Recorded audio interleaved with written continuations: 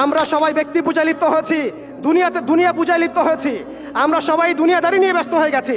আর যখন আমাদের ভাইরা মারা যাচ্ছে তখন আমরা মায়া কান্না দেখাচ্ছি। এইসব ভণ্ডামি দিয়ে বাইতুল মুকাদ্দাস বিজয় হবে না। এবং সারা বিশ্বকে গ্রাস করার যে পায়তারা তারা করেছে, এটা নতুন কোনো এজেন্ডা নয়, এটা ওদের সুদূর প্রসারী 100 বছরের প্ল্যান। আমাদেরকেও একটা সুদূর প্রসারী পরিকল্পনা করে আগাতে হবে। শুধু আবেগ দিয়ে, একদিনের শোডাউন দিয়ে, একটা লং মার্চ দিয়ে, একটা মিছিল দিয়ে, একটা পতাকা উড়িয়ে আপনি সমস্যার সমাধান করতে পারবেন না। সবার আগে আমাদেরকে সচেতন হতে হবে, হীনমন্যতা ত্যাগ করতে হবে, নবী সাল্লাল্লাহু আলাইহি ওয়াসাল্লামের সেই ভবিষ্যৎবাণীর দিকে চোখ রাখতে হবে, এবং সামনে যে মুসলিমদের হাতে বিশ্ব আসবে এই ইস্তেকামত আপনার কলবের মধ্যে বদ্ধমূল থাকতে হবে। দ্বিতীয় বিষয় হচ্ছে আমাদের সবাইকে নৈতিকভাবে দীক্ষিত হতে হবে, ইমানের শিক্ষায় দীক্ষিত হতে হবে, সবাইকে জীবন নিয়ে সিরিয়াস হতে হবে, নিজের জীবনটাকে, আমলটাকে, আখলাকটাকে আল্লাহর জন্য ঢেলে সাজাতে হবে, নবী সাল্লাল্লাহু আলাইহি ওয়াসাল্লাম সুন্নাহ মাফিক জীবনযাপন করতে হবে। এর সাথে আমাদের রাষ্ট্র ব্যবস্থায় যারা আছেন, সরকারে যারা আছেন, প্রশাসনে যারা আছেন, সমস্ত ভাইদেরকে মহব্বতের সাথে দাওয়াত দিতে হবে, ইনশাআল্লাহ এই মানুষগুলোর মধ্যে থেকে দেখবেন আগামীর খালিদ বের হয়ে আসছে, এই মানুষগুলোর মধ্যে আগামীর ওমর বের হয়ে আসবে ইনশাআল্লাহ। আমাদের পুলিশ ভাইদেরকে, আনসারদেরকে, বিজিবিকে, সেনাবাহিনীকে, আমাদের ঊর্ধ্বতন কর্তৃপক্ষকে, এমনকি এমপি মন্ত্রী সবাইকেই এই বিশ্বের বর্তমান প্রেক্ষাপট সহ ভবিষ্যৎ এবং বাস্তবতাটাকে বোঝাতে হবে, দাওয়াতটাকে আমভাবে প্রচার করতে হবে। একই সাথে আমাদের দেশের মধ্যে যত ইসলামিক দল আছে, যত ইসলাম ভাবাপন্থী, ইসলামিক মনোভাব সম্পন্ন মানুষ আছে, তাদের সবার মধ্যে একটা ঐক্যবদ্ধ প্ল্যাটফর্ম নিয়ে আসতে হবে। এখানেও যদি আপনি সাম্প্রদায়িক হয়ে যান, আপনি আগামীতে বাংলাদেশের কনফ্লিক্ট এড়াতে পারবেন না, আমরা সেই যুদ্ধে জিততে পারবো না। আমাদের অনৈক্যই হচ্ছে আমাদের সবচেয়ে বড় দুর্বলতা, এই অনৈক্যটাকে আমাদেরকে দূর করতে হবে। আল্লাহ পাক তৌফিক দান করেন।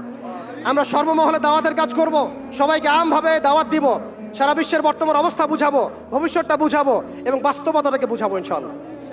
একই সাথে আমরা ঐক্যবদ্ধ হয়ে যাব, জীবন নিয়ে সিরিয়াস হয়ে যাব।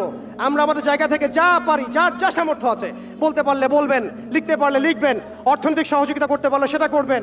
আপনি যদি ভালো স্কলার হন, আপনি ইলম দিয়ে খেদমত করবেন। আপনি পলিটিক্যাল লিডার হলে আপনি পলিটিক্স দিয়ে খেদমত করবেন। ইকোনমিস্ট হলে ইকোনমি দিয়ে খেদমত করবেন। আপনার মধ্যে প্রযুক্তিগত যদি উৎকর্ষ থাকে, সেটা দিয়ে আপনি উম্মাকে খেদমত করেন। যার মধ্যে আল্লাহ পাক যা দিয়েছেন তাই দিয়েই আমাদেরকে এই যুদ্ধে শরীক হতে হবে ইনশাআল্লাহ। মনে রাখবেন, মনে রাখবেন, মাত্র একটা আবেগের নাম নয়, সে একটা পরিকল্পিত পদক্ষেপ।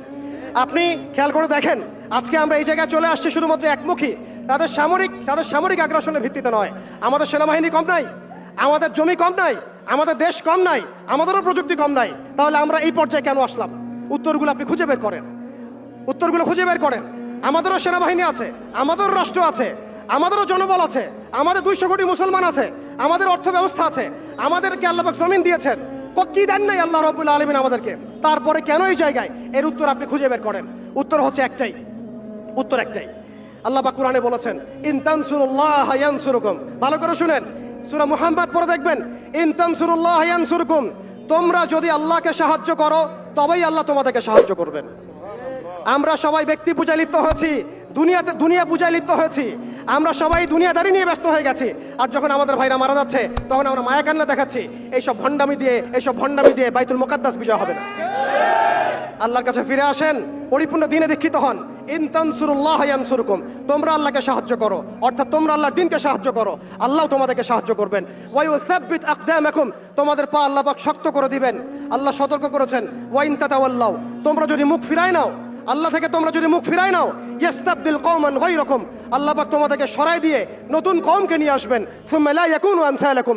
তারা তোমাদের মতো অপদার্থ হবে না। এটা আল্লাহ পাকের দ্ব্যর্থহীন ঘোষণা।